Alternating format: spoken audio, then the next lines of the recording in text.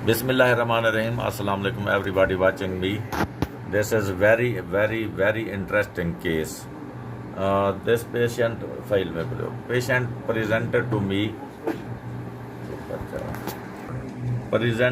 me on Monday 5 May 2025 with history of 2 months of amenorrhea, and on ultrasound I could see only thick endometrium and nothing else, and there was corpus luteum in the left ovary.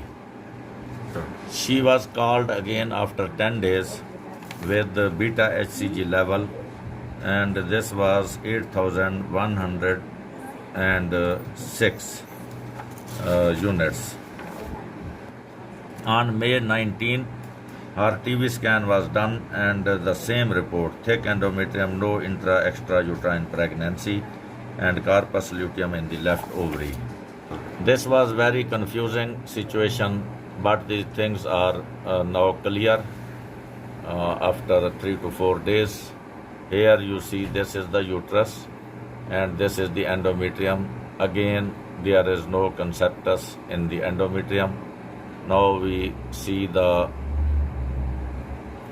this is the left ovary, few follicles, and this is the corpus luteum, which is very much clear. Ring of fire is there, so this is a corpus luteum. Now we see the right ovary. This ovary is normal looking. Now we see the cul-de-sac. Here you see this is an ectopic pregnancy which is present in the cul-de-sac. So this pregnancy after zygote formation spilled from the left fallopian tube fimbrial end and came into the traveling. During few days it was traveling.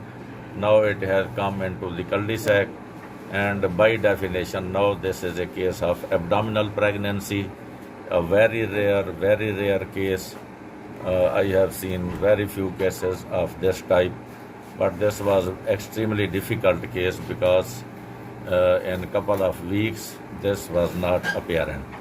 So thank you. And this pregnancy is not that much leaking, but small amount of fluid I could see here. It may be due to rupture of the follicle, or it may be due to some leaking events. Here small amount of fluid is also seen, so this pregnancy may be leaking. So I think this is the time for methotrexate therapy. I may refer this case to some gynecologist, or I may deal myself. Thank you for watching the abdominal ectopic pregnancy. Islam Zindabad, Pakistan Zindabad.